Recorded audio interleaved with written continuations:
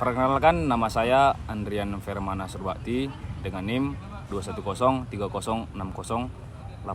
Saya dari Peternakan B. Baiklah, di sini saya akan menjelaskan tentang sintesis yolk, sintesis albumen, dan sintesis kerabang pada telur untuk memenuhi tugas praktikum ternak unggas. Yang pertama itu kita masuk ke dalam sintesis yolk. Pembentukan ataupun sintesis komponen-komponen yolk ataupun vitelogenesis berlangsung di dalam hati.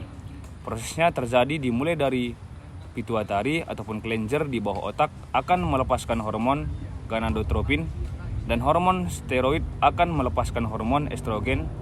Nah, di dalam hormon steroid ini akan menyuruh hati untuk melakukan sintesis protein. Sintesis protein akan dilakukan di dalam nukleus dengan komponen-komponen yolk, yaitu asam amino, lipid, fosfor, dan kalsium. Setelah proses sintesis protein terjadi, selanjutnya akan dibawa oleh darah menuju ke folikel. Ini dia folikel. Ada dua jenis proses yang dihasilkan, yaitu B. Lipoprotein yang berfungsi membawa trigliserida, kolesterol, dan lipid untuk disebar ke seluruh tubuh. Lalu ada proses pembentukan yolk ataupun vitellogenin. Di dalam folikel terdapat lipofitelin dan fosfitin yang fungsinya untuk memberi makan sel telur dan melindunginya. Setelah semua proses terjadi, maka yolk atau kuning telur akan terbentuk. Baiklah, selanjutnya di sini kita masuk ke dalam sintesis albumin. Sintesis albumin terjadi di magnum selama 3 jam.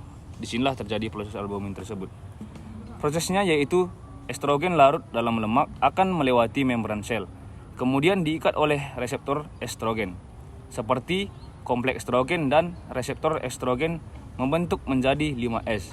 Lalu yang memasuki nukleus sel berinteraksi dengan kromosom menyebabkan gen tertentu dibentuk menjadi mRNA. mRNA meninggalkan nukleus menuju ribosom untuk disintesis menjadi protein yang spesifik seperti albumin dan asam amino. Selanjutnya kita masuk ke dalam sintesis kerabang. Sintesis kerabang terjadi di bagian uterus. Ini dia uterus. Dalam sintesis kerabang terdapat komponen penyusunnya, yaitu ion Ca dan CO3 menjadi CaCO3. Nah, ion CO3 terbentuk dari CO2 dalam plasma darah di uterus dengan bantuan H2O. Kedua tadi akan dirombak oleh enzim karbonik dan terbentuknya H2CO3. H2CO3 akan terjadi proses oksidasi, yaitu pengurangan atom hidrogen yang tersisa, yaitu CO3. Lalu CO3 dengan ion kalsium dari dalam darah tadi akan bergabung menjadi CaCO3 untuk membungkus kerabang dari telur tersebut. Selanjutnya kita masuk ke dalam komposisi yolk. Yolk hanya mengandung kurang lebih 50% air, selebihnya adalah umumnya protein dan lipid dengan perbandingan 1,2. Lipid dalam yolk berbentuk lipoprotein. Padatan yolk mengandung fosfor protein yang juga disebut fosfitin, lipoprotein, lipofitelin ataupun high density lipoprotein ataupun disebut dengan HDL.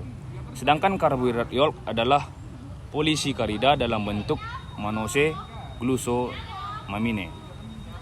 Selanjutnya komposisi albumin.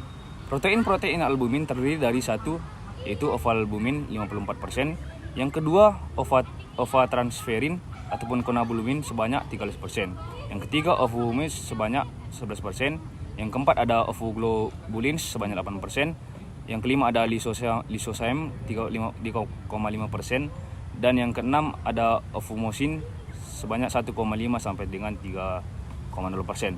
Terdapat juga beberapa protein dengan level yang sangat kecil, yaitu avidin 0,05%, flavoprotein 0,8%, ovomastroglobin 0,5%, dan ovin hibiptors sebanyak 0,5% sampai dengan 1,5%.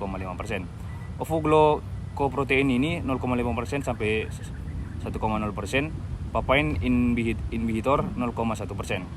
Komposisi kerabang, umumnya setiap kerabang telur memiliki berat kurang lebih 11% dari berat telur.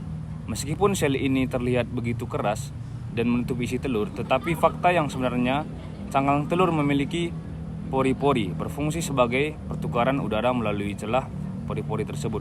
Cangkang telur berbentuk dari bahan-bahan organik yang berupa kerangka berasal dari susunan serabut halus dan granula-granula. Selain itu ada juga substansi interstial yang tersusun dari campuran garam organik. Bahan organik pembentuk cangkang telur meliputi persen kalsium karbonat sebanyak 1%, magnesium karbonat 1%, kalsium fosfat, dan 4% terbuat dari bahan organik terutama protein. Pembentukan kulit telur terbagi menjadi 4 bagian utama, yaitu kutikula, lapisan bunga karang, dan lapisan mamalia, serta lapisan membrana. Baiklah, hanya itu yang dapat saya jelaskan. Sekian dan terima kasih.